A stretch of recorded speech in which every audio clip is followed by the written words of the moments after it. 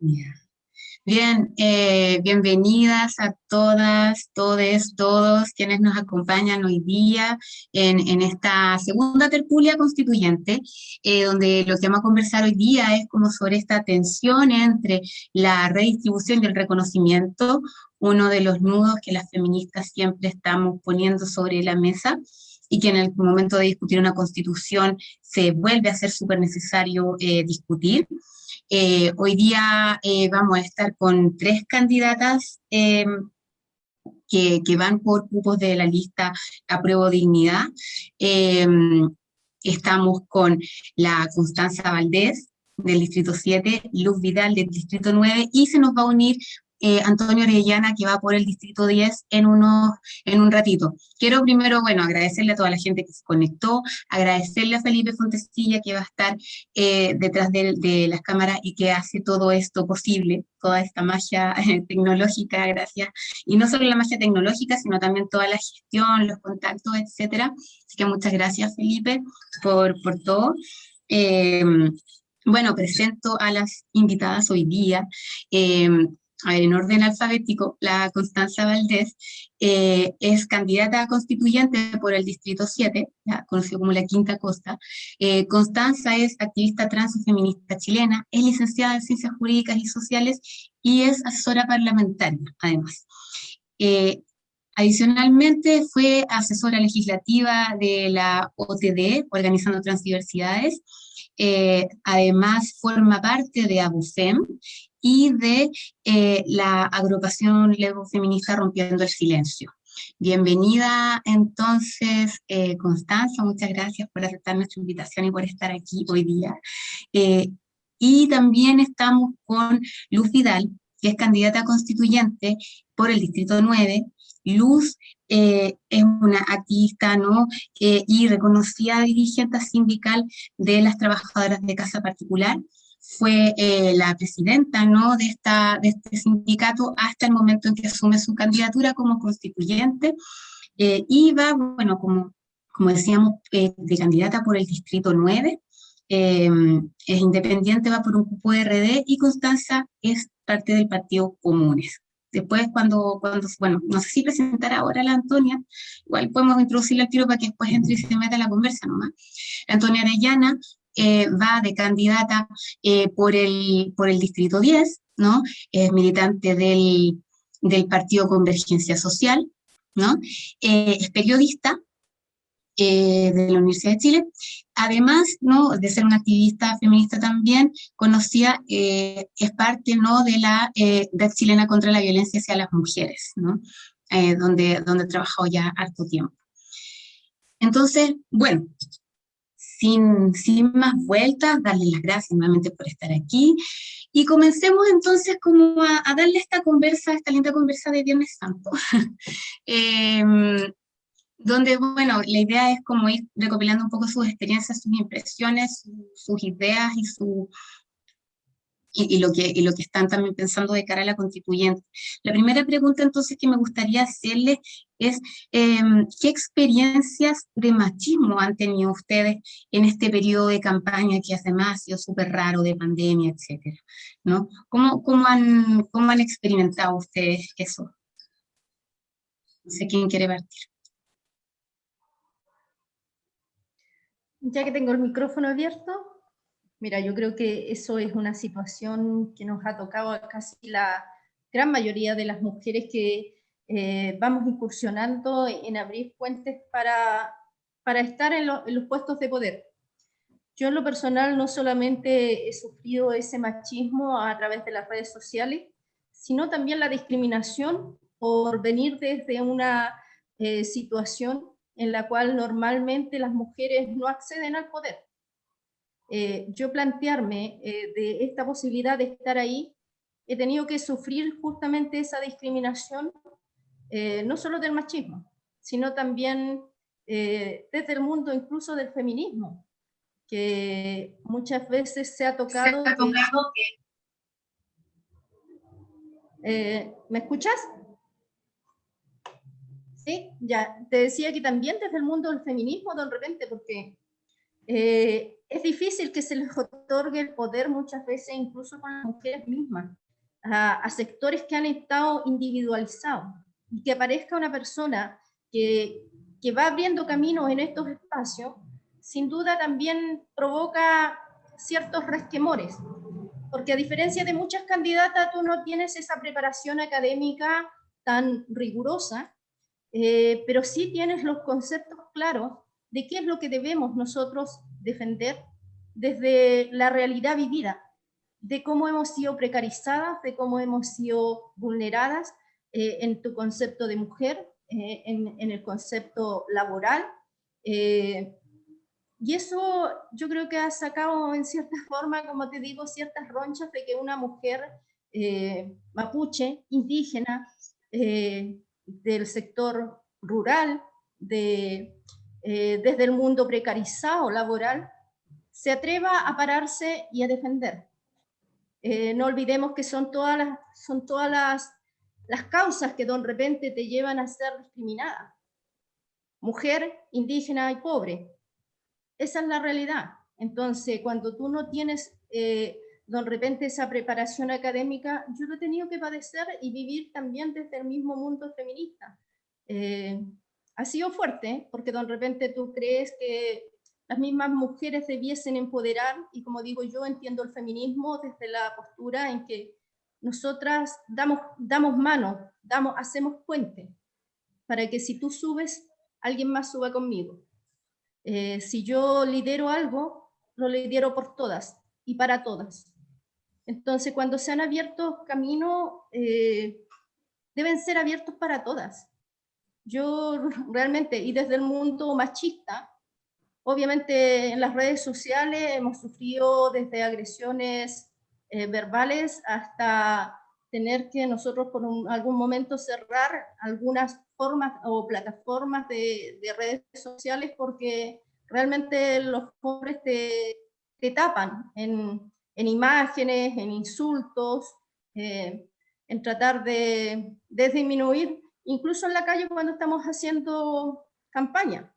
O sea, muchos hombres yo me he tenido que enfrentar desde la postura de que puedes demostrar qué pasa estar ahí con argumentos. Tratan de invisibilizarte porque eres mujer, como te digo, indígena y pobre. Como si las mujeres que solamente están desde el mundo académico, desde el mundo privilegiado muchas veces en el cual se ha dado el feminismo, pudieran acceder, pudieran estar representando. Y yo creo que eso es un error. El feminismo se ve y se vive de distintas formas en distintas áreas, y todas pueden tener la representación desde ese mundo. No olvidar, nosotros recién el 30, ahora recién pasadito, las trabajadoras de casa celebraban su Día Internacional de las Mujeres Trabajadoras de Casa Particular, donde mujeres valiosísimas se unieron y fueron capaces de levantar las voces a nivel latinoamericano y formar la primera organización mundial de trabajadoras de casa particular.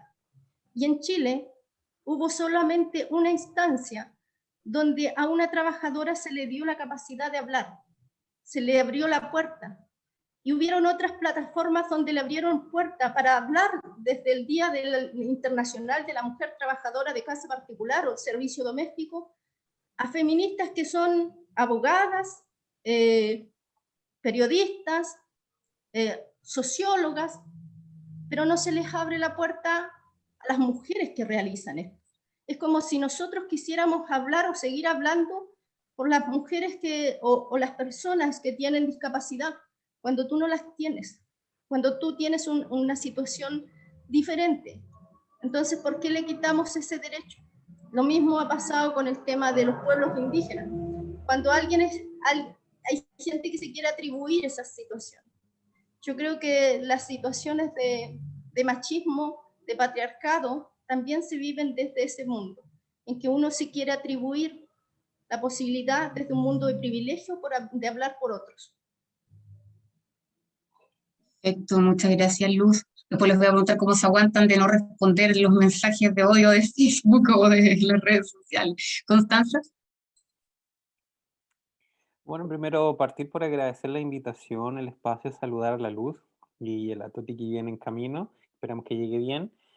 Em, la verdad es que, bueno, yo escuchaba el relato de la Luz y en gran parte también me sentía muy identificada con varios de los aspectos que ella mencionaba, que si bien de alguna manera se diferencian en muchos aspectos, comparten un relato en común que tiene que ver con las personas que vivimos cierto tipo de vivencias de nuestros trabajos, de nuestras mismas identidades, y cómo durante un proceso electoral también, y justamente dentro de los espacios que una milita, que una se mueve, que son los progresismos, y una esperaría que fueran lógicas completamente distintas, al final por una vorágine electoral se transforman convirtiendo en procesos de instrumentalización. O sea, hoy en día, de alguna manera, lamentablemente esa exclusión se ha visto muy fuerte en las campañas políticas y que me imagino que lo hemos vivido muchas mujeres también, exactamente por esa elitización y también por este fenómeno bastante academicista de lo que viene en un proceso constituyente. Acá, em, las experiencias que hemos tenido de machismo, de transfobia, una podría pensar, a lo mejor son experiencias que vienen del territorio, la gente, y de manera positiva, pero también triste, no es así. De hecho, no hemos tenido ninguna experiencia negativa con gente dentro de todas las comunas del Distrito 7. De las 12 comunas, ninguna comuna entregando cientos, miles de flyers, ninguna una persona ha dicho, mira, ¿sabes qué? Yo creo que las personas trans, las mujeres trans están enfermas o algo así. Nada. Probablemente pueda haber una persona pensado, quizás, pero se le callaron. No fue una situación así como expresa o de violencia o discriminación. Entonces, en ese sentido, no hemos tenido ninguna experiencia negativa con la gente, con la ciudadanía. Pero ¿qué ha pasado en el lado contrario? En el ámbito político. Y ahí es donde hemos tenido malas experiencias, situaciones de invisibilización, o sea, hemos tenido actividades, las cuales actividades políticas donde se realizan como coalición o directamente como sectores e invitan a algunas mujeres y no nos invitan a nosotras. Actividad directamente donde tú esperas o coalición, exacto. De hecho, es una elección tan importante, es importante avanzar hacia la representatividad propia, ya que esa misma gente el día de ayer andaba colocándose detrás de la bandera de lo que importante es de tener los distintos tipos de mujeres en esta lucha, pero ahora el fenómeno electoral se come todo eso y por la lucha de egos, por la lucha de la disputa del poder también, se olvida todos los valores y principios que en algún momento defendían y al parecer no defienden tan fervientemente. Y en ese sentido hemos tenido muchas situaciones de esa naturaleza. Ahora con medios de comunicación también, de alguna manera, pero son exactamente esos mismos sectores donde independientemente que una esperaría que fueran distintos, el temor tiene que ver con esa disputa del poder y también de perder los espacios, de perder los privilegios, de no soltar lo que de alguna manera creen que les toca a esas personas. O sea, y eso ha pasado mucho, yo creo, en las campañas de principalmente mujeres que rompen estereotipos que vienen de distintos sectores. Yo concuerdo completamente con la crítica que hace Luz de que hay muchos sectores muy academicistas donde que por el solo hecho de venir de la academia, de bajar, como que eso ya de inmediato te da esa legitimidad o el conocimiento necesario para discutir una nueva constitución o discutir todas las políticas. Al final del día, tú aprendes, tú tienes además gente que te asesora, puedes leer, puedes instruirte, pero las experiencias de vida permean mucho la política, permean mucho el momento cómo discutes y cómo votas. O sea, el solo hecho de que hayamos tenido ministros que hayan celebrado un ingreso familiar de emergencia de 65.000 pesos es una muestra de que esa gente tiene unas vivencias muy acomodadas. Entonces, en ese sentido, yo creo que las experiencias que hemos pasado principalmente por esta campaña y que bueno, ahora que se suspende ya casi unos días más, y van a seguir ocurriendo lamentablemente, tiene que ver con eso. Pero es porque al final, lamentablemente no han cambiado las estructuras. Podemos decir que hemos avanzado, que Chile cambió, pero la gente de la política tradicional o de la política nueva, que quiere llamarse nueva, tiene medio también a personas nuevas, a cambios nuevos, porque que representamos distintas cosas. Y eso yo creo que también tiene mucho que ver con lo que se está acabando de este Chile. Y ese Chile que se está acabando también se está acabando para la gente que, aun cuando es más joven, puede representar otras cosas, o quiera representar otras cosas, en verdad. Ya, perfecto. Qué importante las experiencias que cuentan, ¿no? Cómo pareciera que la inclusión de las mujeres mediante la paridad termina, si es que uno no intenciona lo contrario, como abriendo espacios para cierto tipo de mujeres siempre, ¿no? Que son mujeres que de alguna manera ya tienen voz. Y pareciera que hay resistencias internas, que me parece que lo que ambas señalan son más bien resistencias internas, a que se dé voz a otras mujeres, que no son las que suelen tener esa voz, ¿no? Eh, y ahí viene la segunda pregunta, ¿no? De lo que quería hablar con ustedes hoy día, lo que queríamos como comentar. ¿Cuáles son las luces y sombras, ¿no? De este proceso de la paridad? Antes, cuando estábamos offline, ustedes como que empezaron a tirar algunas ideas sobre eso, ¿no?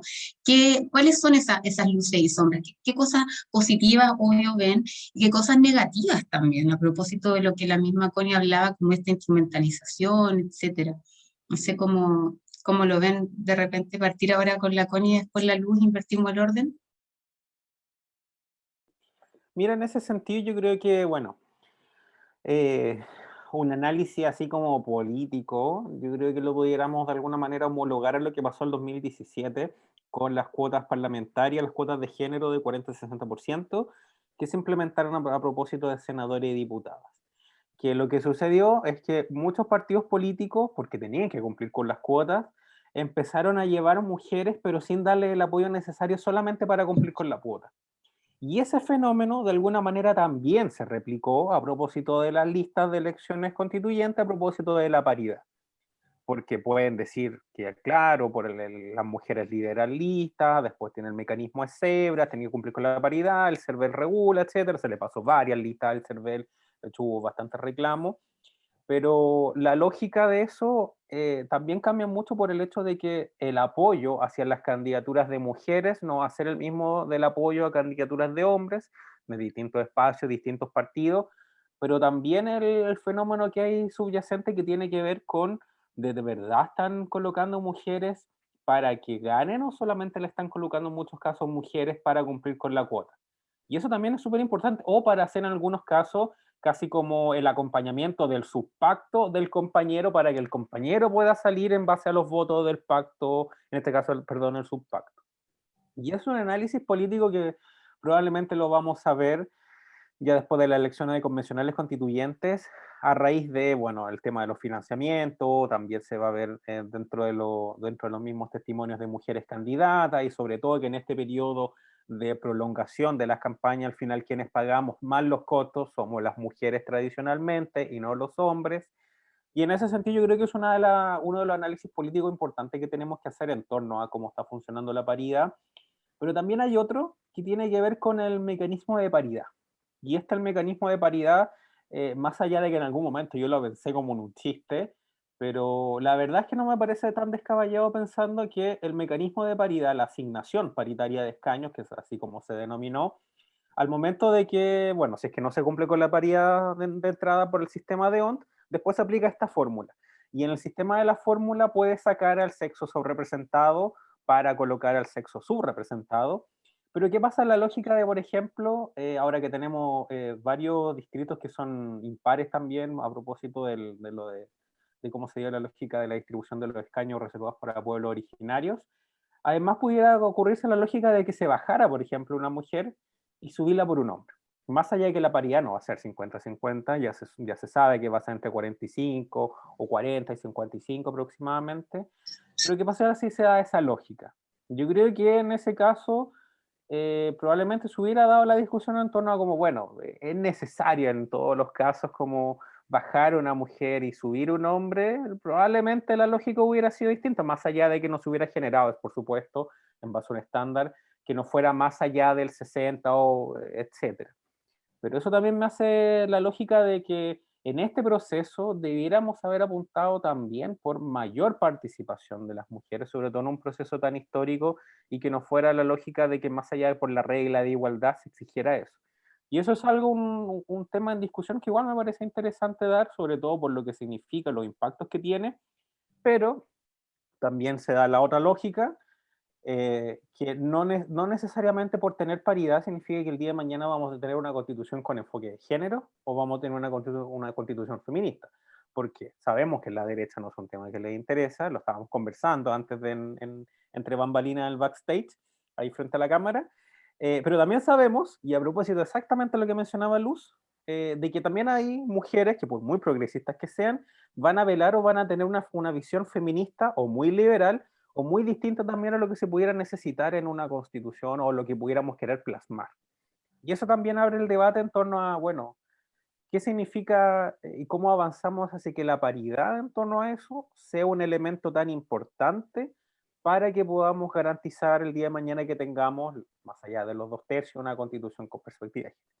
Y ahí, por eso están también la otra disputa que tiene que ver con las mujeres que sí integren la Convención Constitucional. No es lo mismo que cumplan con los requisitos de paridad, sino que también cumplan con algunos requisitos que son requisitos mucho más formales, que tienen que ver con discusiones políticas respecto a las visiones con enfoque de género, respecto a las problemáticas del día a día. Si una candidata, una mujer, después que integra, no tiene una visión con enfoque de género respecto a todas las situaciones, o cree que el enfoque de género solamente es paridad desde un punto de vista formal en las instituciones, va a ser muy distinto y se va a dar unas discusiones completamente incluso mucho más débiles. Entonces, en ese sentido yo creo que la paridad, bueno, llegó completamente para quedarse, nos da muchas luces, pero también nos da muchas sombras en torno a un país donde lamentablemente a falta de una educación sexual integral y educación cívica, em, el enfoque de género sigue siendo algo completamente invisibilizado, ausente, y donde, si lo vemos en el análisis político de todas las listas, ya sabemos que a la derecha no le interesa, por supuesto, pero nos vamos a los sectores progresistas, incluso listas independientes, y donde el enfoque de género a veces no es un elemento importante al momento de analizar la coyuntura política o la nueva constitución. Y eso te hace repensar también respecto a cómo transformamos eso, cómo generamos eso, para que el día de mañana de verdad podamos tener una discusión mucho más integral y profunda en torno a eso. Ya, perfecto. Muchas gracias, Constanza. Luz. Sí, mira, yo creo que, y aquí vuelvo a hacer nuevamente una crítica respecto a cómo los partidos políticos de repente han tomado este proceso del enfoque de género que debiese tener la nueva constitución, y también un poco a las académicas que han estado trabajando respecto al tema. Porque cuando nosotros hemos dicho, no va a dar lo mismo quien llegue, la mujer que llegue a estar de constituyente, nos referimos a eso. ¿Y cómo va a escribirse o cómo va a defenderse la mirada feminista de una mujer que no cree en este proceso? Y cuando nosotros, digo nosotros porque uno ya está inmerso en esto, no hemos sido capaces de bajar la lectura académica a una lectura más social, donde las personas, donde los ciudadanos vayan involucrándose más en estas situaciones que son tan trascendentes para la sociedad, para lo que queremos construir, para que las mujeres en su totalidad vayan teniendo más representación, vayan teniendo más autonomía, vayan teniendo más derechos.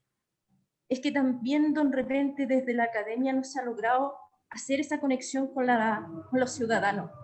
Cuando tú vas a hacer un puerta a puerta y estableces que queremos una constitución con perspectiva de género, muchas veces las señoras te quedan mirando como si fueras un bicho caro, porque ellos no lo entienden.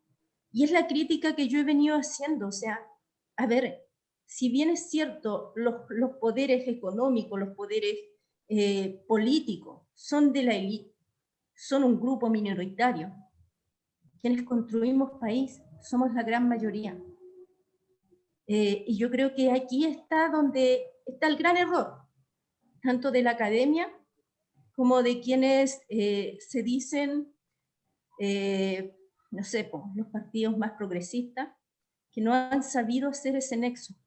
Y es también la crítica que se escucha desde la ciudadanía, que no tienen esa conexión con la realidad, y no tienen esa conexión con la realidad en tantos temas, y este es uno de ellos, donde no se ha sabido bajar la información, donde no ha habido conexión de cómo llegar a los ciudadanos.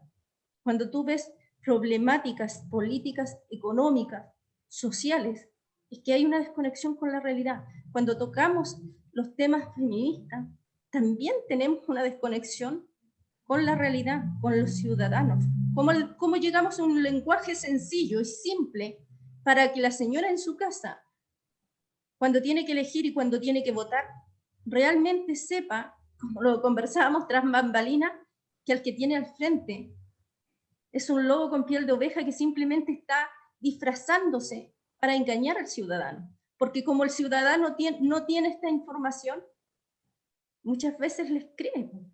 Si tenemos gente desde la derecha que se está hablando de feminista, incluso tuvimos, no sé, hay candidatos que dicen, mi hija es feminista.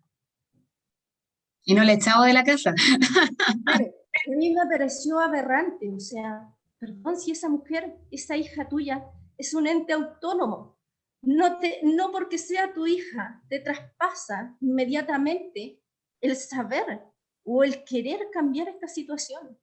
Y a mí me parece abusivo cómo se aprovechan de eso para poder tratar de engañar a los ciudadanos. Con eso te grafico de cómo se ha hecho la desconexión y de repente ahí va la crítica a la academia, cómo no ha sabido llegar a la gente. Hoy en día arriesgamos a que muchas de las candidatas, que son tremendas mujeres que han luchado, que han defendido los derechos para nosotras, muchas veces tal vez no van a quedar dentro constituyente. Y van a subir algunas que la verdad es que desde el punto de vista de la mujer nunca deberían representarnos. Entonces, tenemos que hacernos cargo de eso. Tenemos que hacernos cargo desde el mundo político, cómo se construyen esos puentes para que los ciudadanos, que son en su gran mayoría y no ese grupo, si bien nosotros dijimos el 20% votó rechazo. Yo no sé cuánto es el porcentaje que hoy día son, digamos, activos, militantes de partido. Yo sé que y te lo digo desde ciudadana común, no militante, sabemos que hay muchos que están incluso muertos, que están dentro de los partidos. Entonces, ¿qué nivel de representación tienen realmente hoy día? ¿Y cuál es la conexión que tienen con la ciudadanía? Esa es la pregunta que nosotros nos hacemos como ciudadanos. ¿Cómo se hace esa conexión? Cuando hablamos desde el mundo de la élite académica, ¿cuál es la conexión real que tienen o la representación real que tienen sobre los ciudadanos comunes, que alcanzamos a los 90%, el 90% diría yo que somos los ciudadanos comunes? Y cómo traspasamos este lenguaje académico y lo bajamos para que ese 90% de la población sea realmente crítico, sea realmente partícipe también de los cambios que se buscan. Ese va a ser un gran tema cuando nosotros decimos que necesitamos una constitución que sea paritaria, que sea distributiva del poder, cuando no logramos bajar el lenguaje para que la ciudadanía participe, para que la ciudadanía se empape de lo que hay que cambiar. Gracias, Luz. Le damos la bienvenida a la Antonia, que se viene incorporando. Hola, Antonia, bienvenida. Muchas gracias por aceptar la invitación. Estamos ya respondiendo la pregunta sobre las luces y sombras del proceso paritario. ¿Cómo lo ves tú, Antonia? Sí, primero, perdón por la demora, tuve un problemita doméstico. Y bueno, respecto a como el cambio de estándar y de varias cosas que involucra la paridad en el proceso de convención constitucional, me metí al tiro en terreno y no las saludé a todas porque creo que ya pasaron esa etapa, perdón. Yo creo que hay varias cosas para las que no solo los partidos, sino en general las organizaciones sociales y todo lo que es como el campo de organizaciones políticas, sean institucionalizadas a través del CERVEL o no, no estaban preparadas. Primero, creo que no hubo muy estratégica, excepto sectores muy puntuales, respecto a la natural resistencia que iba a enfrentar un proceso como el de la paridad, ¿cierto? Porque, claro, se establece vía ley, pero son los actores políticos quienes deben, ¿cierto?, quienes deben hacer la carne. Y ahí tampoco se evaluó en medida la resistencia que iba a tener en el establishment, ¿cierto? Con que al igual que en el proceso de la ley de cuotas, de aplicación de la ley de cuotas, la interpretación del CERVEL tendió a la baja, pudiendo haber interpretado la norma de paridad en su máxima eficiencia, se hizo una interpretación de mínima eficiencia. Eso en primer lugar. Y tuvimos muy pocas herramientas para poder, desde, por ejemplo, los frentes feministas del Frente Amplio intentamos articular una opción junto con otros espacios de mujeres de oposición y de listas, pero la verdad no fue muy coordinado y tampoco tuvo un apoyo decisivo por parte establishment político, ¿ya? En segundo lugar, la promoción, ¿cierto? Y nosotras lo sabemos, las trayectorias políticas, en especial de las mujeres que no vienen de las élites, suelen ser muy pedregosas, suelen estar llenas de muchos culos, tanto en las organizaciones sociales, sindicales, gremiales, como en los partidos políticos. Creo que no se puede idealizar ningún. Y por lo tanto, la paridad de repente significa una corrida de cancha, ¿cierto? Una corrida de cerca muy grande para la que la mayoría de estas organizaciones. Entonces yo, observando también las experiencias de lo que han sido las campañas de mis compañeras y la capacidad de soporte colectivo que han tenido, creo que hubo muy poca capacidad de acompañamiento, no en un sentido de condescendencia, ¿cierto?, de paternalismo o maternalismo hacia las compañeras, sino de sostener colectivamente todo lo que implica una candidatura, en especial candidatura a la Convención Constitucional, que son, digamos, de distritos que son muy grandes, ¿ya? Y en ese sentido, ¿cierto?, todo eso se explica también todo lo que estamos viviendo, ¿cierto? Estamos en una doble crisis política, económica también, pero tampoco hubo capacidad, ¿cierto? Y eso yo creo que es más autocrítica de nosotras, del movimiento Mujeres y Feministas. Luego de la paridad hubo un relajo en cuanto a los contenidos programáticos y no hubo un intento de articular transversales a las listas. Y entonces lo que hoy vemos es que, por supuesto, de perogrullo que iba a pasar, ¿cierto?, a partir de la paridad, tenemos un gran número de feministas en distintas listas, lo que me parece una cuestión buena, porque de todas formas vamos a entrar, pero vamos a tener que construir esos consensos estratégicos y tácticos durante la convención, porque no lo hicimos en la forma amplia en la forma previa, ¿ya? Yo creo que esos son tres aspectos que no supimos considerar bien, que no se supieron tampoco prever bien, pese a que, por ejemplo, dos de ellos eran bastante previsibles, porque considerando nuestra experiencia política previa, era obvio que iban a pasar, ¿cierto? Sabíamos que las candidaturas de las mujeres suelen ser dejadas de lado en los procesos electorales, y sabíamos por la experiencia de la ley de cuotas que la interpretación de la ley y su aplicación, sus reglamentos suelen ser dados a la baja cuando de participación política a las mujeres se refiere. Y no tuvimos capacidad para poder enfrentar esa de forma más articulada y eficiente, ¿ya? Sí, hemos tenido aciertos. Por ejemplo, creo que lo que logramos con las compañeras del Frente Feminista Convergencia Social, de poder establecer el electoral de campaña, nos muestra dónde ir, ¿cierto? Y se te pega harto igual cuando está ahí de repente, como por si Sí, acá algunas cosas no se te escucha, entienden. en este edificio estamos pegados con BTR, como que no Oye, igual se pega con BTR. hubo un problema, pero Que en la Constitución prohibición a BTR. expropiese. Y bueno, no sé si se escuchó lo último que dije, o en dónde quedé, en modo robot. Y a ver, algunas de las cosas que estáis diciendo al final como que se cortaron bastante, estáis hablando, claro, como de lo que habían logrado con el Frente Feminista Convergencia Social, eso yo encontré que no se escuchó tan bien.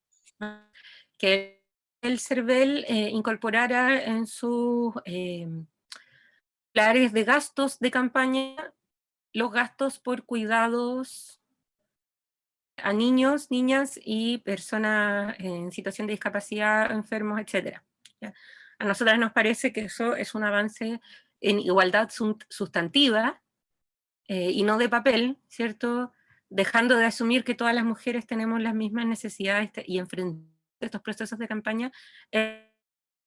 Y me parece que esto pone un puntito ahí lejos que indica hacia dónde debiéramos avanzar, que es en medidas que precisamente vayan ampliando el proceso constituyente, pero también el proceso político que se inicia a partir de él, ¿cierto?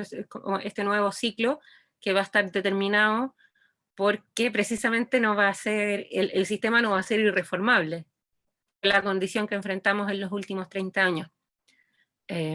Y creo entonces que por ahí debieran también nuestros aprendizajes, mucho más largo proceso de campaña del que esperábamos.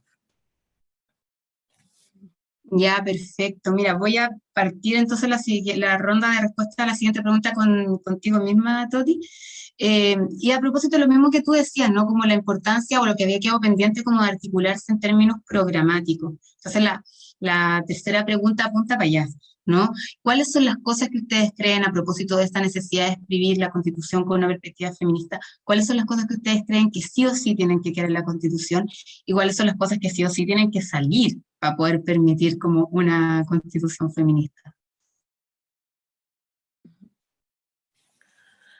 Sí, sobre eso yo adscribo a también, como cualquier idea política, es mitad reflexión y mitad voluntad de transformar algo a futuro, ¿cierto?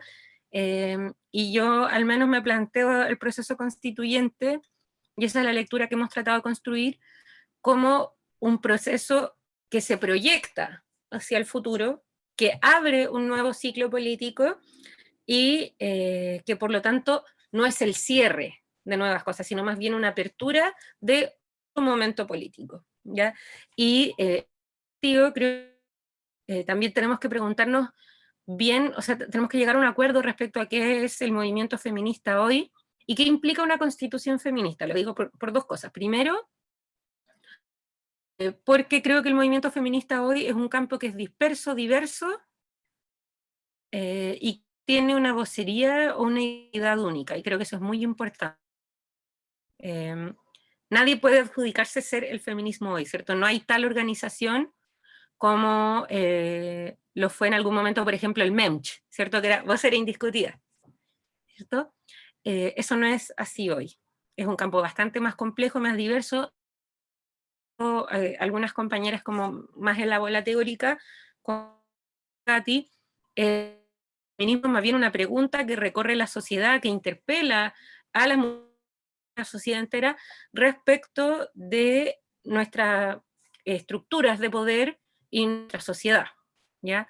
Y a partir de esa pregunta es que muchas mujeres que no necesariamente tenían un malestar con la sociedad van experimentando esta situación de desigualdad, ¿cierto? Y de abuso. En ese sentido también hay que considerar otra cosa. Yo escribí sobre esto, ¿cierto? Para la última revista Drama, yo como activista sobre todo, y activista que se ha desempeñado haciendo trabajo de base en una organización que es autónoma del gobierno, que no trabaja buscando cambios legislativos como la Red Chilena contra la Violencia hacia las Mujeres, sino que más bien trabaja desplegada hacia el propio campo de las organizaciones de mujeres y feministas a lo largo del país. Creo que hay que tener, lo decimos, constitución feminista, ¿ya? Porque la relación de los feminismos con el Estado no es una relación simple, ¿ya? Y porque creo que además el feminismo nunca ha sido como, no sé, como el movimiento por la descarbonización, ¿ya? Si como cumplimos la descarbonización, se acabó el movimiento.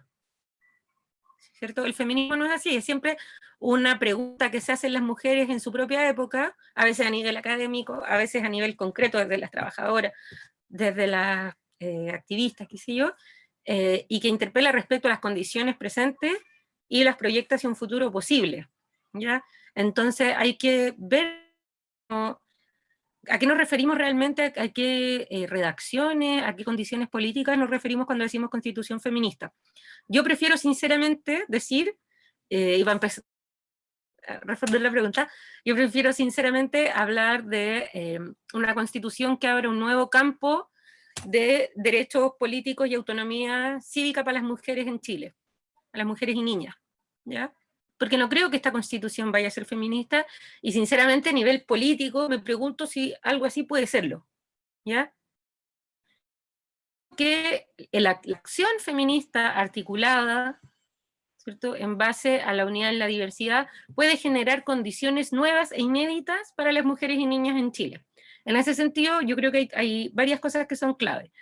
En primer lugar, un objetivo muy concreto para esta constitución es que la vida del que está por nacer deje de tener el mismo rango de protección jurídica que la vida de las mujeres, ¿cierto? Y eso no significa estar en contra de la vida del que está por nacer, sino asumir que la autonomía plena de las mujeres, una situación de colisión de derechos, que es de hecho, ¿cierto? Y la primacía de la autonomía de las mujeres.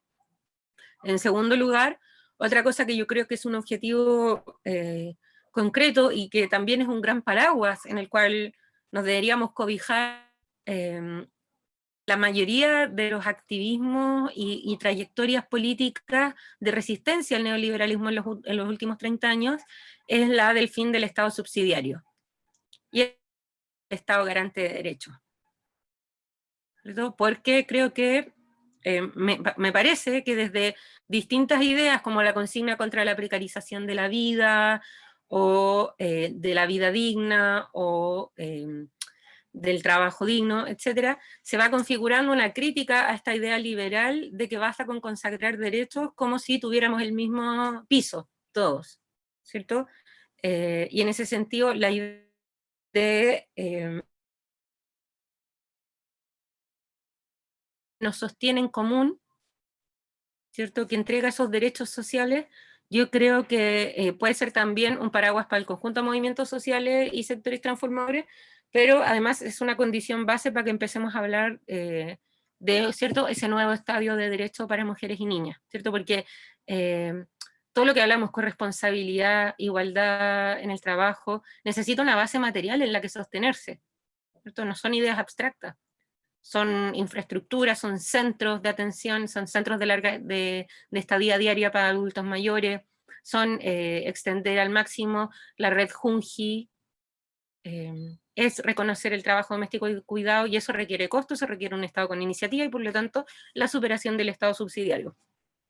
Y otra cosa que yo creo que es muy importante en términos de cómo configuramos, cómo construimos en colectivo un nuevo pueblo que esta vez sí incluya a las mujeres en sus procesos de transformación, tiene que ver con las reformas políticas necesarias en la Constitución y cómo se proyectan en ese ciclo político y en la legislación que se produce a continuación.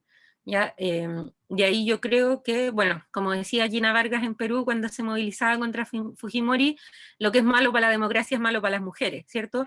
Y todas las formas de autoritarismo sobre quienes tienen menos poder ya de facto en la sociedad, ¿ya? Y por lo tanto la profundización democrática no puede ser sino algo que vaya en pro de los derechos de las mujeres, las niñas, la diversidad de disidencia, y también la mayoría de los grupos subordinados en este modelo.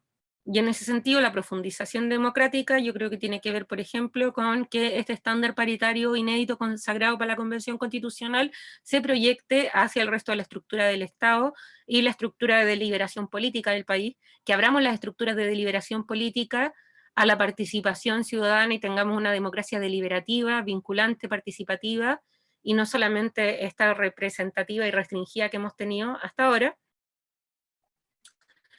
Y también que hagamos las reformas políticas no solo dentro del propio sistema de partidos o del sistema de administración del Estado, sino también considerando otros desequilibrios de poder y pugnas de poder en la sociedad, como es el de la y los trabajadores, es fundamental, ¿ya? Y por lo tanto me parece que es algo que no hemos relevado lo suficiente quizás, pero creo que el derecho a huelga efectiva y el derecho a la negociación colectiva debiera ser una demanda de todos quienes estamos por profundizar la democracia, ¿cierto?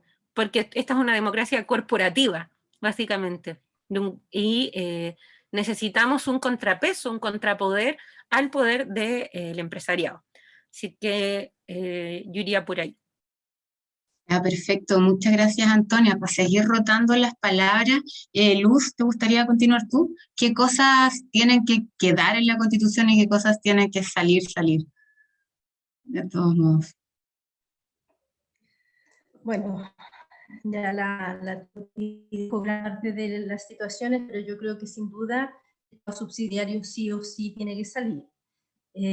Hay algunas situaciones que igual van a tener que desde tal vez dejarse establecido o sacadas, como desde el mundo laboral tal que yo represento hoy en día específicamente, cómo se va a hacer y se va a trabajar el tema de la inviolabilidad del hogar respecto a mujeres que trabajan, mujeres que desarrollan el cuidado, mujeres que han sido precarizadas, mujeres que han sido abusadas y violentadas por el mismo Estado, cuando no se les entrega la igualdad de derechos que al resto de los trabajadores, cuando ha existido por parte del Estado una discriminación hacia un gran número de mujeres. No hay que olvidar que nosotros, mujeres trabajadoras del hogar, representamos al 9% de la fuerza laboral femenina en Chile. Eso significa que ese grupo de mujeres ha estado ausentes de derechos en el Estado de Chile. Y esa es una situación que la Constitución del 80 no restringía y que organismos como la Dirección del Trabajo se resguardaban para no hacer cumplir la normativa vigente, en las cuales sectores como el nuestro han ido avanzando porque sean los derechos de las mujeres más igualitarios y más respetados. También concuerdo en que el tema de, por ejemplo, la huelga, debe estar garantizado el derecho desde el mundo del trabajo sindical. Nosotros hemos planteado que eso debe estar establecido para todos los trabajadores, incluidos los del sector público, desde el tema del mundo de la familia. Debería salir el concepto que tenemos hoy en día constitucionalmente de cómo se define la familia. Y sin duda deberían estar garantizado, digo, porque hoy en día está enunciado, yo creo, el derecho o la definición de igualdad entre hombres y mujeres. Eso es indiscutible para poder avanzar en una sociedad mucho más justa, más participativa, más igualitaria. Nosotros lo hemos demandado desde el mundo del trabajo, pero también desde los derechos que las mujeres necesitamos tener. Por ejemplo, la autonomía respecto a tu cuerpo, poder decidir y que no sean otros quienes vayan a seguir estando decidiendo por las mujeres. El tema del aborto, específicamente legislan hombres respecto a eso. Se han permitido estar cuando no tienen la posibilidad de concepción de un no ser. Hay mujeres que de repente han defendido esa situación, pero sin ponerse en el lugar de otras mujeres. Esta Constitución de Guzmán establecía que incluso por sobre la vida de la mujer debería resguardarse siempre la vida del que está por nacer. O sea, creo que no se pueden violar los derechos de las mujeres, seguirse violando de esa forma, al punto de llegar a que su vida llegue a estar en peligro por preservar una vida que aún no está. Bajo distintas circunstancias esa vida ha llegado. Hoy en día no olvidemos que hay cuantas mujeres que quedaron embarazadas producto de una mala política de anticoncepción. Entonces, en pandemia, cuando también han sido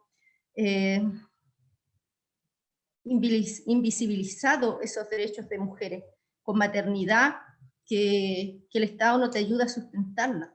No olvidar que las mujeres que están hoy día con lactantes, ha sido una larga y ardua lucha que han dado por tratar de mantener la vida de esos seres que nacieron, pero que hoy día el Estado de los cuales no se hace cargo. O sea, no hay resguardo de parte del Estado para que quienes decidieron tener ese bebé hoy en día están precarizadas laboralmente y respecto a derechos sociales que ellas deberían tener garantizados en plena pandemia. Así que situaciones como esta deberían estar sin duda garantizados y también sacado desde la Constitución esas situaciones que te planteaba, como es que otros estén decidiendo respecto sobre ti como mujer en aspectos tan fundamentales. Perfecto, gracias Luz. Terminamos esta ronda con la Constanza. Dele nomás. Yo creo que siempre va a ser una pregunta compleja y extensa también cuando hablemos sobre qué debiera incorporar sí o sí para que fuera una constitución feminista, qué debiera incorporar sí o sí para tener un enfoque de género.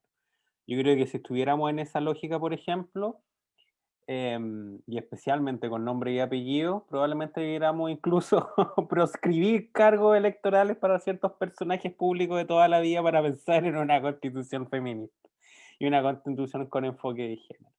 Pero pensándolo estructuralmente van a haber un mínimo de derechos que sí o sí es necesario garantizar, pero también un enfoque de género que sí o sí es ineludible que se pueda reconocer en esta nueva constitución. Yo creo que en torno a eso, y a propósito también de discusiones que se dan en torno a, por ejemplo, qué modelo económico pudiera ser un modelo económico con perspectiva de género, o de qué forma un Estado podría tener perspectiva de género, o feminista, yo creo que siempre hay que también hacerse la pregunta a una misma, y también a la gente, ¿qué es lo que entiende la gente por feminismo? Porque, por ejemplo, pudieran haber sectores liberales del feminismo, y por supuesto los hay, principalmente en otra lista, la lista del apruebo, donde van a considerar, por ejemplo, que el mínimo garantizado en una constitución debiera ser algo completamente distinto a la que vamos a propiciar, por ejemplo, o vamos a levantar las personas que estamos presentes en este panel. No solamente nos conformamos con la paridad, con el reconocimiento de ciertos derechos, sino con una transformación estructural de otras cosas que probablemente lo van a ver de manera distinta. Y hacerse esa pregunta es súper importante al momento de analizar cómo una constitución pudiera ser con perspectiva de género, o una constitución, mejor dicho, una constitución feminista, porque van a haber distintas visiones respecto a eso. Por ejemplo, una constitución desde un punto de vista, desde un feminismo radical transexclusionario, probablemente ni siquiera querría, y que nos ha pasado lamentablemente, que yo fuera candidata y que pudiera estar representada. Y esas discusiones son súper importantes darlas a primer plano, como en torno a lo mismo de un feminismo como mucho más académico, por ejemplo, y lo que la representatividad también de lo que se pudiera dar, algo que estábamos conversando ya con Luz antes, pero en ese sentido yo creo que hay ciertos mínimos respecto a lo que pudiéramos conversar en con una constitución con enfoque de género. Y escribiendo ya lo que han dicho, yo creo que es súper importante también el tema de la paridad en los organismos públicos, los distintos órganos del Estado, también los directorios de empresas públicas, pero de qué manera también en la discusión sobre los derechos incorporamos una perspectiva de género. Yo creo que eso es súper importante, y de qué manera la misma institucionalidad. Yo esperaría que la nueva constitución, por ejemplo, a propósito de hablar de la nueva institucionalidad, a propósito de hablar también de la función pública, que no solamente eso quede por ley, pero uno de los requisitos, quizás no requisito mínimo, pero proceso de formación en la función pública, es que toda la gente que trabaje en el sector público debiera tener conocimientos mínimos en materia de género, derechos humanos y medio ambiente. ¿Y por qué? Porque exactamente es uno de los temas más importantes que vivimos hoy en día, y además que son mínimos comunes, valores democráticos que quisiéramos, por ejemplo, rescatar en esta nueva constitución. Entonces, en ese sentido, yo creo que dentro de las cosas más importantes, además del reconocimiento de derechos, que tiene que ver con los derechos sexuales reproductivos, en el ámbito de la educación, la salud, el trabajo, el derecho a la identidad, la seguridad social y cómo eso impacta, además de la vivienda, desde un punto de vista de las mujeres, especialmente a los distintos tipos de mujeres, no solamente pensar en un tipo de mujer, sino pensar en los distintos tipos de mujeres que habitan este territorio y sí habitan, y no también dar la lógica de cómo incorporamos también a las distintas tipos de mujeres de otras nacionalidades que también habitan nuestro territorio, y no hablar exclusivamente de chilenas. Y eso es algo también que se ha dado una realidad lamentablemente un poco xenofóbica a veces en todas las discusiones, y en ese sentido yo creo que los grandes desafíos también tienen que ver, más allá con el exclusivo, la discusión de los derechos, con estas estructuras estatales, porque al final la gran discusión tiene que ver mucho con cómo se garantizan esos derechos, cómo en el caso de vulneraciones se acceden a mecanismos, lo cual ha sucedido en este caso, que lo que a propósito se dio en el caso de los anticonceptivos defectuosos, que hubo una demanda colectiva. Los recursos de protección ni siquiera eran de alguna manera eficientes en torno a eso, las demandas civiles se van a demorar años, entonces también hay una problemática que tiene que ver con mecanismos judiciales efectivos, pero además también con el hecho de las personas que estén en los aparatajes públicos, los aparatajes estatales, también tengan la capacidad de tener una perspectiva en el momento de que elaboran leyes o elaboran políticas públicas,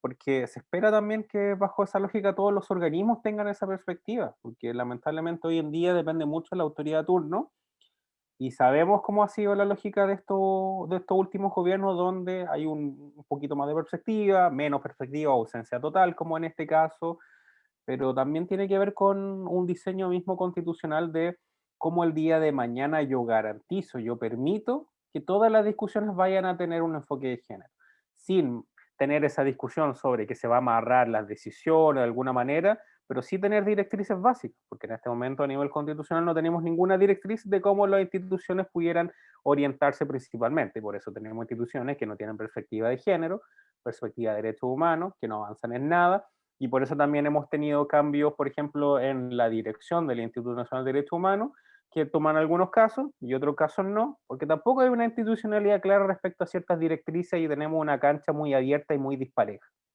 Entonces, en ese sentido, yo creo que lo más importante es emparejar la cancha. Y para emparejar la cancha, no solamente necesitas derechos, necesitas principios, una base mínima, pero además necesitas reglas del juego. Y esas reglas del juego no solamente que permitan tener claras las reglas del juego de las instituciones, sino que las personas puedan participar. Porque especialmente en materia de participación, quienes nos quedamos más afuera históricamente somos las mujeres, porque si hacemos también el análisis detallado, en general la mayor cantidad de personas, aun cuando esté la problemática de la carga horaria laboral, de la triple carga de trabajo, de la crisis de los cuidados, quienes generalmente estamos en el ámbito del activismo, ya sea activismo social, también en el ámbito sindical, el ámbito de junta de vecinos, son generalmente mujeres. Y en torno a eso, a quienes se les escucha menos en general, es mujeres, aun cuando haya muchos gremios que de alguna manera están mucho más masculinizados en su creación, lo que no impide que al final del día sean las mujeres generalmente quienes tengan posiciones mucho más políticas visibles, y en ese sentido yo creo que la participación tiene que ser uno de los ejes principales, porque tampoco nada nos garantiza que el día de mañana las instituciones vayan a tener en consideración una perspectiva de género si es que no se hace ese cable a tierra. De hecho, una de las grandes problemáticas de ahora es exclusivamente eso, que nunca había una conexión con la ciudadanía ni tampoco escuchan a la gente al momento de la toma de decisiones. Entonces, ya para finalizar, creo que cuando hablemos de constitución con perspectiva de género, con perspectiva feminista o una constitución feminista, yo creo que siempre la primera discusión tiene que ver con abordar qué tipo de feminismo queremos incorporar. Y en torno a eso, empezar a darle discusión sobre ciertos mínimos comunes. Y esos ciertos mínimos comunes que también ataquen un problema en general, que es el problema que tenemos ahora, que es una desigualdad económica, política, social y que afecta también principalmente a las mujeres de las distintas esferas. Y si esas bases mínimas programáticas no sirven para solucionar esa problemática o avanzar hacia la erradicación de esa problemática, entonces no estamos hablando de una perspectiva de género ni una constitución que pudiera catalogarse de alguna manera feminista. Y yo creo que eso lo podemos ocupar como a veces test de estándar para empezar a tener ciertas discusiones. Perfecto, muchas gracias, Constanza. Tengo 3 preguntas más, son las 9:05. No sé si hay gente de la gente que nos acompaña como conectada, si quieren hacer alguna pregunta. Yo pensaba como fusionar, no sé, las siguientes preguntas, mientras a ver si aparece alguna pregunta de la gente que está conectada, que la pueden hacer a través de esa función que dice Q&A o QIA, ¿no? Como de preguntas y respuestas, pueden dejarnos preguntas por ahí. Y voy a fusionar de las preguntas que habíamos como visto, eh, la 4 y la 5, básicamente, ¿no? ¿Qué elementos de distribución del poder y qué elementos del modelo económico creen ustedes que tienen que verse sí o sí desde una perspectiva feminista? Y yo sé que ahí las campañas de ustedes tienen énfasis súper interesante en esos puntos. Eh, Ahí ya me perdí, que le toca empezar a la Constanza. Constanza, te toca a ti empezar. La última, toca a ti primero. Eh, es una súper buena pregunta. De nuevo volvemos también a la misma discusión anterior. Yo creo que de nuevo van a haber, a pesar de que en la lista de la prueba hay muchas feministas liberales que van a plantear, no, si queremos un Estado social, lo vamos a entender de manera muy distinta, un Estado social de derecho, un Estado cuidador, un Estado garante de derechos, de cómo lo vayan a entender. Y en ese sentido yo creo que pensando desde un punto de vista, desde un feminismo mucho más de izquierda, que yo creo que estamos también parte de esa base, hacer la discusión respecto a un modelo económico, pero un modelo económico también ha tenido especialmente los modelos económicos de países que han seguido una tendencia de izquierda, también han tenido muchas falencias en torno, y especialmente críticas de los movimientos feministas.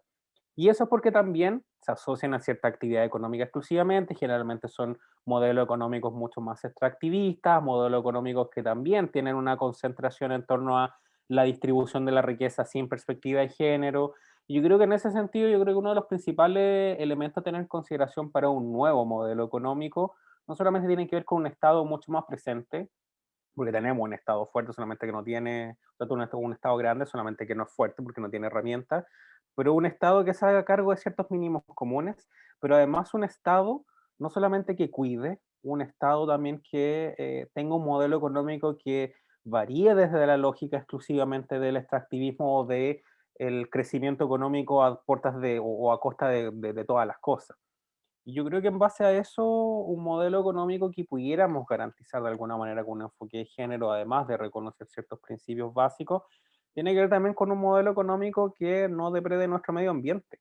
Y especialmente por lo que hemos visto durante los últimos años, donde los proyectos inmobiliarios, los proyectos económicos a costa de cualquier tipo de cuidado y respeto al medio ambiente, lo ponderan con esta supuesta creación masiva de empleos. De hecho, acá en el Distrito 7 lo vemos en particular con este proyecto Megapuerto, donde es como toda la gente quiere que se haga porque van a tener muchos empleos, pero van a desaparecer, va a desaparecer un bosque entero, van a desaparecer varios humedales y la protección del medio ambiente se va a ver en peligro en torno a eso. Entonces, bajo esa lógica, yo creo que cuando discutimos un modelo económico como una perspectiva de género, también, especialmente tener en consideración que quienes sostienen en general también los modelos económicos y el trabajo son generalmente las mujeres que realizan trabajo doméstico. Y ahí también hay una invisibilización súper grande. Hace un rato atrás había un estudio que se había realizado respecto a cuánto se aportaban en el PIB solamente por el trabajo de los cuidados y el trabajo doméstico. Y era un análisis que se podía haber hecho y que era un factor súper importante, no recuerdo cuántos puntos era, pero es algo súper invisibilizado. Y yo creo que desde esa base también es un elemento a tenerlo en consideración para reconocer los distintos tipos de trabajo y además entender los distintos tipos de crecimiento económico que existen. No exclusivamente ese crecimiento económico a raíz de las importaciones o a raíz de cómo se genera eso, sino también de la redistribución misma de la riqueza y además de una tributación progresiva a la gente o estos impuestos a los súper ricos. Y yo creo que desde ahí las discusiones tienen que darse más, pero siempre con este especial cuidado en torno al medio ambiente y evitar este modelo, como colocarle este apellido de hablar de un modelo económico que con perspectiva de género, pero por tener perspectiva de género termina realizando lo mismo, que es precarización laboral, depredación del medio ambiente, explotación laboral, y que no cambia nada en absoluto el modelo. Entonces, por eso también es súper complejo también esas mismas discusiones en torno a cómo le colocamos un apellido, y especialmente lo mismo sucede en el Estado, a algo que de por sí históricamente ha apuntado exclusivamente hacia un crecimiento capitalista. Y yo creo que ahí está como el gran desafío en torno a cómo lo hacemos mucho más compatible, y especialmente por lo que ha significado también la explotación de principalmente las mujeres. Perfecto, muchas gracias, Constanza. Seguimos con la Antonia.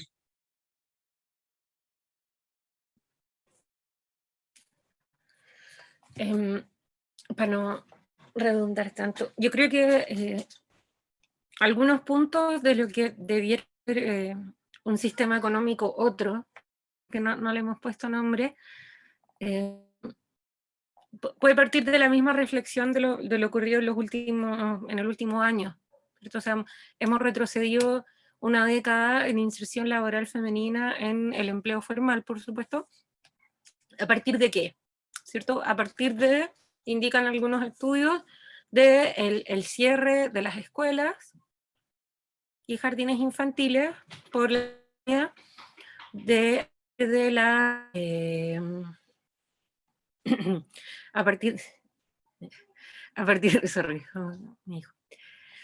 A partir también del teletrabajo, ¿cierto? Y a partir de la interrupción de las cadenas prioritarias de cuidado en base a los entornos familiares que son mayoritariamente las abuelas y tías en este país de familias guachas, pues para qué estamos. Y en ese sentido, como vuelvo, Estado cuidador, ¿cierto? Hablando de... sí, yo creo lo mismo. Sí, hemos acuñado el término de Estado cuidador a propósito de que no que creamos que el Estado deba ser un Estado papá, ¿cierto? Porque hay mucha gente que lo toma porque consideran los cuidados como un acto de autoridad, ¿cierto? Cuando nosotros sabemos que es un acto de sostén de la vida y de reconocimiento, en el fondo de la interdependencia, base de vivir en comunidad que nos ha vuelto a recordar la pandemia con urgencia, ¿ya? Y por lo tanto sostener esa interdependencia debiera ser también la base del funcionamiento social, ¿cierto? De las estructuras sociales. En ese sentido, creo yo que el reconocimiento doméstico y de los cuidados tiene que superar los dos paradigmas clásicos. Bueno, clásico sería decir mucho, porque una discusión de la teoría feminista en muy pocos países, pero bueno, tiene que superar los dos paradigmas que se han ocupado, que son básicamente remunerar solamente a las personas que cumplen tareas de cuidado, o el otro enfoque que ha sido el neoliberal, asumir que eso se va a resolver solo de alguna forma hasta que llegamos a estas crisis, ¿ya? En ese sentido, el modelo de personas pagadas, ¿cierto? Sin tomar medidas correctivas, sin buscar sostenes sociales y colectivos, lo que hace es que termina replicando la división sexual del trabajo doméstico y de cuidado, y corre el riesgo de profundizar, ¿cierto? Una capa de trabajadoras precarias, si no se modifica, como decía la Connie, otro aspecto. Entonces proponemos, cuando hablamos de Estado cuidador, precisamente es un cambio de paradigma al plantear que la provisión de la estructura del cuidado sea parte de lo público, ¿cierto? Es decir, que por ejemplo, no sean solamente centros comunitarios de salud familiar, sino también con centros de estadía diaria para la tercera edad, que mantenga todavía autonomía. Modificar el paradigma de los cuidados domiciliarios de la atención primaria en salud. Ampliar, bueno, ya lo decía, ampliar todo lo que tiene que ver con educación inicial, jardines infantiles y sala cuna. No solamente para las madres. Ampliar el postnatal masculino no solo a costa del, no, por favor, ¿ya? A costa de los derechos conquistados de las mujeres, ¿cierto? Porque actualmente cada día de postnatal masculino vale por 2, ¿ya? Y en otro sentido, la misma formalización, ¿cierto? Si hay estudios que actualmente el trabajo doméstico y de cuidado equivale al 20%, del Producto Interno Bruto, ¿ya? La formalización del trabajo doméstico a través de estas estructuras públicas de cuidado, primero, formaliza todo un área de la economía que hasta el momento se sostiene sobre los hombros precarios de un muy amplio colectivo de mujeres cuya calidad de vida, autonomía y proyectos se ve sumamente dañada, pero también que esa misma precarización y abandono es fuente de un montón de problemas sociales, ¿cierto? Y la respuesta hasta el momento ha sido encerrar, ¿cierto? Encerrar este problema en las casas donde viven, que comen una vez a la semana cuando alguna vecina les va a dejar comida, ¿cierto? Encerrarlos a través de la jornada escolar completa y alargar más con el programa 4 a 7, ¿cierto? Ha sido privatizar, reconocerla, darle sostén y formalizarla. Y ahí, por ejemplo, en los estudios de la Secretaría de Economía de España, ya, hablando de cuidados, están interrumpiendo la comida.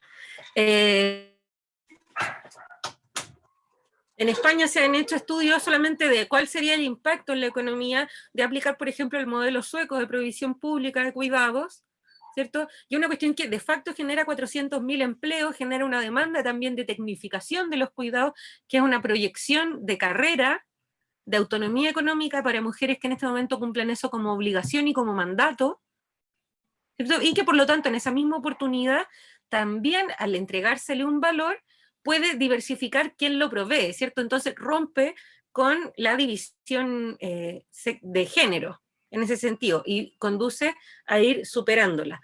¿Y por qué también tiene un impacto muy económico muy grande? Porque también en eso, por ejemplo, eso está aplicado a España, pero no me cabe duda que los números deben ser similares, porcentualmente hablando, ¿ya? Porque también permite darle un sostén a todas aquellas mujeres, porque son mayoritariamente mujeres, que los reportes económicos consideran como ninis, ¿cierto? Ni estudian ni trabajan, pero en verdad se sacan la cresta en la casa, ¿cierto? O que los estudios económicos, las estadísticas consideran como económicamente inactivas, ¿cierto? Laboralmente inactivas, cuando en verdad están produciendo condiciones sociales para la reproducción del capital, ¿ya?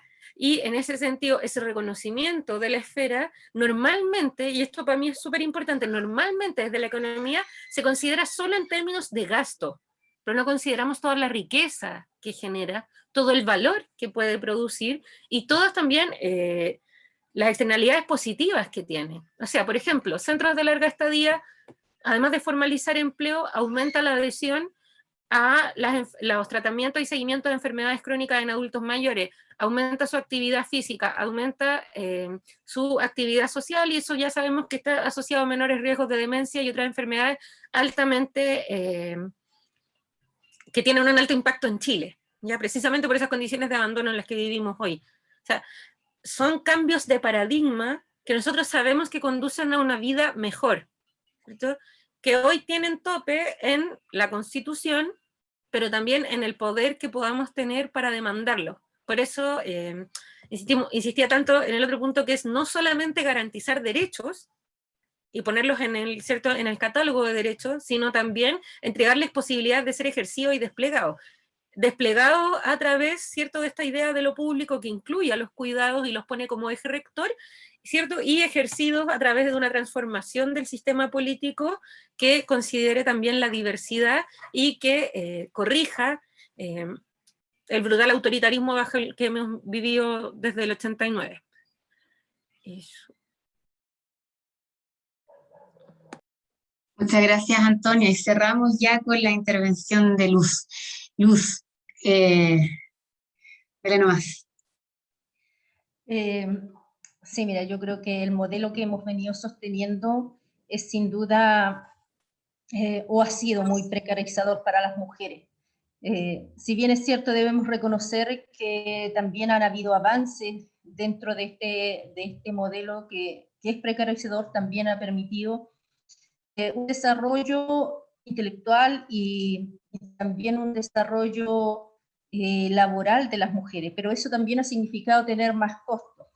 Y si bien para no hacerlo tan extensivo, como ya lo han planteado las compañeras anteriores, yo voy a decirlo en un poquito más sencillo.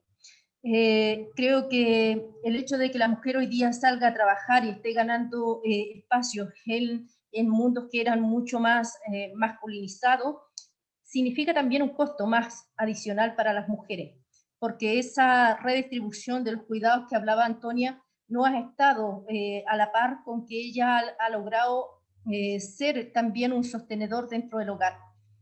Ha sido o se ha incorporado en parte para ser el sostenedor del hogar junto con los hombres, pero el trabajo de cuidado sigue recayendo en nosotras. Entonces, sin duda eso es un avance y un retroceso a la vez, porque ese trabajo, como bien lo planteaba Antonio, no es valorizado, y la mujer lo realiza en mucho mayor porcentaje que los hombres. Ahora, si lo vemos desde el punto de vista de las que hablaba Antonia, del tema de las nini que ni trabajan, no están en esa edad, pero sin embargo son un aporte importantísimo para el desarrollo de la vida. Hoy en día creo que ninguna de las personas que están en el mundo laboral podrían estar allí si no hubiera alguien que le está haciendo ese cuidado para que ellos puedan salir. Ni desde el mundo desde el estudiantado, ni desde el mundo del trabajo. No podrían desarrollarse si no hay alguien que esté haciendo eso. Y eso tiene que ir cambiando, porque normalmente esos costos los lleva la mujer. Los lleva, lo digo porque el día de mañana, en el tema de salud física, en el tema de salud mental, en el tema de las potenciales derechos y jubilaciones que van a tener, son más precarizados. Entonces, obviamente esa situación en la Constitución va a haber que ver cómo se va a regular, cómo el Estado va a ser parte en el tema de los cuidados, para que esa carga no solamente estatalmente y socialmente solo recaiga en las mujeres, porque hoy día es así. Son las mujeres las que se quedan con esos costos sin que haya una retribución por ese trabajo, y es uno de los puntos principales que nosotros hemos puesto dentro de nuestro programa. A mí, trabajadora de casa particular, lo que yo hago se me reconoce como trabajo. Sin embargo, una dueña de casa que hace exactamente lo mismo que yo hago, y por la misma cantidad de horas y a veces más, a ella ninguna forma de organismo estatal le reconoce esa situación como trabajo. Y eso sin duda también es una de las discriminaciones que se tienen que ir cambiando. O sea, si hay un organismo del Estado que reconoce ciertas funciones como trabajo, como tal, no puede ser que para unas mujeres sí lo haga y para otras no.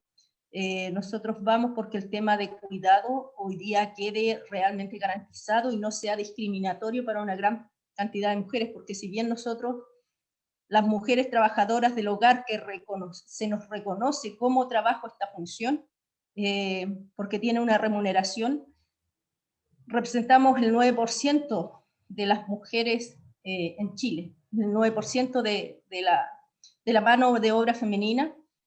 Si nosotros le sumamos a las mujeres que hacen ese mismo trabajo, pero que no tienen reconocimiento laboral o no tienen reconocimiento de esa actividad como una actividad laboral, creo que es sin duda muy injusto que para esa gran mayoría esto sea discriminatorio desde el punto de vista legal. Así que esas son una de las situaciones, y bueno, las chicas, para no estirarnos tanto, las chicas ya lo dijeron, hay varios aspectos en los cuales este modelo tiene que ir cambiando a un modelo mucho más de cuidado, donde el Estado debe estar mucho más presente, dejar de ser este Estado subsidiario que entrega todo al mercado y no se hace cargo, para ser un Estado más cuidador. Muchas gracias, Luz.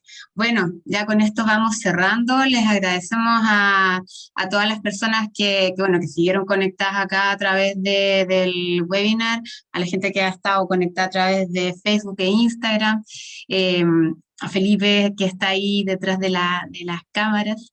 Eh, y bueno, anunciarles que vamos a seguir con estas tertulias constituyentes, que tenemos ya una programada para el próximo lunes, ¿no? Que es sobre plurinacionalidad, este lunes a las 8:30, con Milene Molina, Amaya Alves, Malva Pedrero e Ingrid Conejeros. Van a estar ellas comentando también sobre los nudos de la plurinacionalidad en la Constitución. Y ahí también tenemos harto paño que contar, así que acompáñennos igual el lunes a las 8:30. De nuevo, muchas gracias, chiquillas, gracias por compartir su experiencia, sus saberes, y sus anhelos también para esta nueva Constitución. Esperamos seguirlas viendo en las tertulias y las actividades de la Fundación, y por supuesto esperamos verlas en la convención. Así que nada, abrazos virtuales y nos vemos. Gracias. Gracias. Chao, gracias. Muchas gracias. Chao, que estén muchas bien. gracias. Buen día. Chao, chao. Que estén bien.